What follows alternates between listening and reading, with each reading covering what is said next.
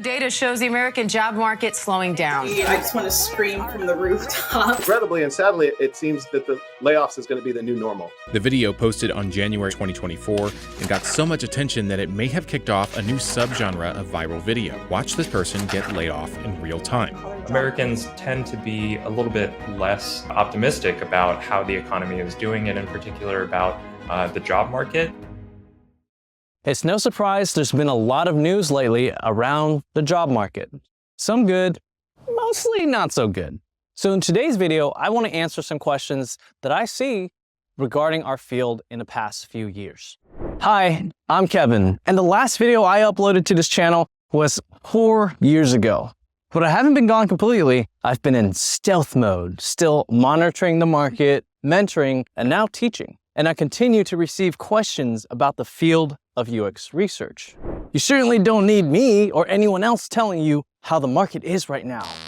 But perhaps we could try to understand it a bit better together and take a mindful approach to our collective futures. And I don't claim to have the answers, nor am I an economist or a soothsayer, but I can share what I've been seeing over the past decade being in the field and mentoring thousands of badass UX leaders just like you. So in this video, I'll start with the state of the market, and then we'll try to answer the question, is UX research worth it in 2024 and going into 2025? Let's get into it.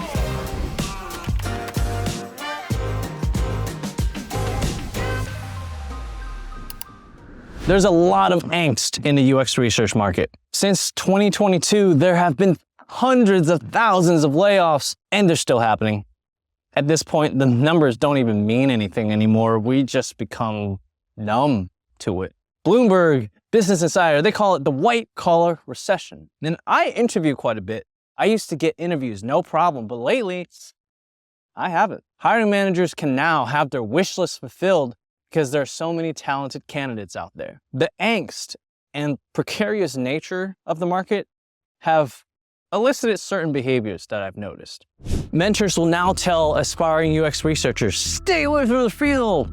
It's super saturated, not the best time. They say, don't take courses, they're scams. When the layoffs were at the peak, out came an article talking about the reckoning of UX research, which I have thoughts about, but that's for another day. If you want a video on that, comment another day down below. I've also started seeing people rebrand themselves to CX research. Drop the X in UX.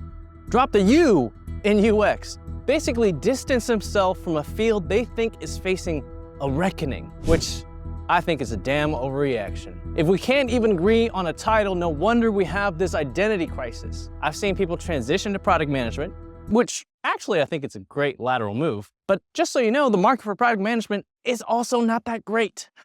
Some people got laid off and started their own agencies or coaching businesses, which kudos to you, or some leaving UX research entirely. These are just some of the behaviors I have seen as a result of this angst. And I get it, paying the bills matters. Self-preservation matters. But let's zoom out. The job market in general, the past 2 years, sucks. Those of us in the UX world focus on our own world, but my connections in law, political science, marketing, product, design, tech recruitment, tech in general, are struggling. The only field that you probably won't have a problem in is healthcare. The market ebbs and flows. In the early 2010s, like 2011, 2014, there weren't as many UX research jobs. Job supply was low and demand was low. My challenge then was finding jobs that even existed. And the roles started to pick up in the second half of that decade, like 2017, 2018. In 2020, when COVID hit, so many tech companies bask in the glory of their extra funding and overhired. And it was unsustainable growth for tech in general, not just UX research. Then in 2022, it begun. The layoffs, interest rates went up, and I want to make that clear. It was an economic problem, not a UX research problem. Right now, in 2024, there are more roles compared to 2022, but also way more competition. It's a different landscape, and I argue a way tougher one. I know people who have years of experience, even decades. They've been looking for months. The US Bureau of Labor Statistics will tell you, wow, we added so many jobs in the past quarter and the unemployment rate is actually the lowest ever. The market is good. But what they won't tell you is what kind of jobs they're. They're certainly not in tech, and a lot of them are temporary part-time jobs. So those numbers are not very clear. Those who have jobs, you're probably sitting tight. Probably not the best time to leave, unless you or me, because I left my job in 2023 by choice to pursue teaching UX research full-time. And it was the toughest decision I made in my life. And I picked Charmander over Squirtle. Now, that was a tough decision, but no regrets. Oh yeah, by the way, I teach the most badass UX research masterclass ever at zerodx.com. Check it out. It's like the housing market. If you bought your house when interest rates were super low, why would you sell it now? Plus, there are fewer developments, fewer buyers, and there are more and more home buyers pulling out of offers at the very last minute. Is there a connection? At the time of this recording, there seems to be an uptick of UX research roles, or at least roles being posted. Who knows if they're actually real or if they're ghost jobs, or self-absorbed assholes who just want to look important on LinkedIn by saying, hey, I'm hiring, and not really hiring. Yeah, that's a real thing, by the way. Anyway, I'm not going to predict how the market will go. Nobody can, but in the midst of all the bad news, there are good ones. And I want us to zoom out even further because UX research has a promising future. Just a few years ago, the VP of America's largest tire distributor came to me asking to train their team how to do UX research. This is a 90-year-old company just learning the value of UX research and wanting to get into it. Another point, according to the userinterviews.com State of User Research Report, more and more companies are hiring UX researchers for the first time, and that segment is growing. Nielsen Norman Group predicts that the role is going to increase exponentially over the next few decades. I could give you more data, but we have to understand why UX research exists in today's world. And to do that, we have to look at some historical context. A chart I'm going to show you called "To Progression of Economic Value." Take a look at this chart from Joseph Pine's book, The Experience Economy. On this axis, we have a degree of something being differentiated or not. And on the x-axis, we have market pricing versus premium pricing. Let's use coffee beans as our starting point. Coffee beans are a commodity.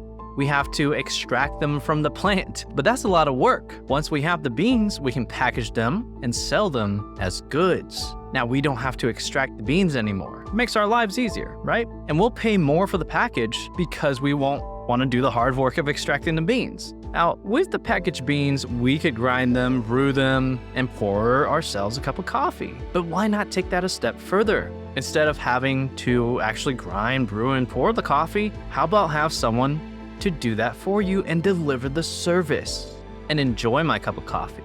What about the context, though, in which you enjoy your coffee? Think of the smells, sights, sounds as you enter a coffee shop. Now we're here. And this, I don't know how you feel about Starbucks. Starbucks is just an example. You can choose your, the best local coffee shop that you have. My favorite is one in Castro Valley in California, and that one's a beautiful coffee shop. But the point is, this is the experience economy. What I just described to you is the progression of economic value. And this chart is from Joseph Pine's book, The Experience Economy. Work is theater and every business a stage. So you see, technology has made it so we're no longer in the commodity economy, no longer in the goods economy, and maybe a bit of the service economy. We still have services. So all the doomsday messaging that UX research is dying or going through some reckoning misses the larger point. There's no debate that we live in an experience economy, and designing for this is what's needed at this point in time. We could label the times as bad, or we could label the times as evolving, But the question remains, is UX research still worth it in 2024 and going into 2025? So is UX research worth it? And is it worth it for you? Well, it depends. Was it worth it to leave my job during the height of layoffs when everyone else was trying to find one? Worth it for me to transition into UX research a decade ago? Was it worth it for me to eat that third bag of Hawaiian kettle chips?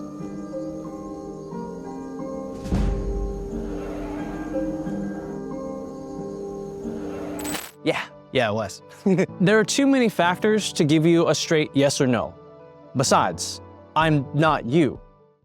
Or am I? Here are 3 questions to consider to determine whether UX research is worth it for you. First, if pay, layoffs, competition, or the economy, if they weren't a problem, do you still have a passion for UX research? Ask yourself that question. But Kevin, you can't ignore those external factors, they're real. Yeah, I know. That's why you need to ask yourself whether you intrinsically have passion for it. If you don't even care for it, then who cares about the external factors? You can stop right there. Second, a question for the badass transitioners out there. How do you balance that passion with the present state of events? Whenever someone asks, is UX research worth it right now? It's a result of angst. Nobody asks this question when times are good. And the most common response I hear amongst current UX researchers is, no, it's saturated. I'm not gonna argue against that. It is saturated. So is product management, so is design, recruiting, tech in general. It all kind of sucks. But if that's the only thing in your way, you'll never become a UX researcher. If I listen to the people who told me, oh, there's already lots of UX YouTube channels. Oh, there's already lots of UX research classes. Are you sure you should teach? Oh, there's people with way more years of experience than you doing this already. Or people who tell me, stop spamming your channel here. We don't want to hear you self-promote, blah, blah, blah. If I listened to those people, then I would never have gotten started with any of it. And trust me, it's really hard to listen to those comments and still push forward. So here's an incoming cliche quote. You don't need to be great to get started, but you need to get started to become great. So do some self-reflection. Are you able to balance the transition mentally, emotionally, and let's not forget financially? Do you have time on your side? We gotta set real expectations. Transitioning into UX research was never an overnight thing. You need to put in the work and continue putting in the work, but you have to hustle. No matter if it's 2024, 2030, or 2057, it doesn't matter. Of course, when it comes to finance, and I'm not your financial advisor, and I don't know your financial situation, but I tell a lot of transitioners who ask about my masterclass, if you're looking to pay the bills today, do what you gotta do to survive. Self-preservation might be better served with a different job. I wouldn't exactly quit your day job to make the transition right now. That's what I'm saying. But if you genuinely have a love for product and service development, research, being challenged, learning, self-growth, I can't think of a better fit than this as a long-term goal. So start learning now so that when the market picks up again, I don't know when it will be, but when it picks up again, you'll be prepared. On the other hand, what if you were laid off as a UX researcher and struggling to find your next role? Is it still worth it to stay? At what point do you stop trying? Same questions. And if you were affected, I feel you. I'm sorry to hear that. You probably have thought about all these things already, so I'd be curious to hear your thoughts in the comments too.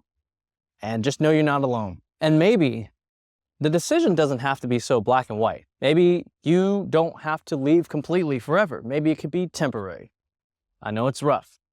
Maybe you love the field, but you also got to pay the bills. Maybe we have to end up finding an adjacent field, taking up a pay cut, just to keep going, pay the bills. And maybe we can come back to it later, or come back to it as we do it. You do what you got to do. The current state of things ain't easy for anybody, not just UXers. I don't even know if this is helpful at all or gives any kind of reprieve. The point of this video isn't to talk about how to transition or how to stand out or how to make your resume pop out. It's maybe another video. It's simply for us to reflect on the present shifts in our lives, the state of things, our careers, the short-term versus long-term goals, and ultimately, some questions to ask if it's still worth it to you. And even though the market sucks, in the midst of it all, I see fellow badass UX leaders helping each other out. People don't hesitate to repost or amplify job openings for others. It's a wonderful thing to see. And despite all the doom and gloom you might hear, people are landing jobs. 3 of my students from my most recent masterclass landed jobs. 2 landed a job before the class ended. For another, who was already a UX researcher, it took about 8 months to find one. At the end of the day, all we can do is help each other out. Remember to be kind to yourself. And importantly, be kind to others. If things don't go your way, change the plan, not the goal. And please don't blame yourself. You don't have to go through this alone. Finding a mentor and peers to connect with makes commiserating a whole lot more bearable.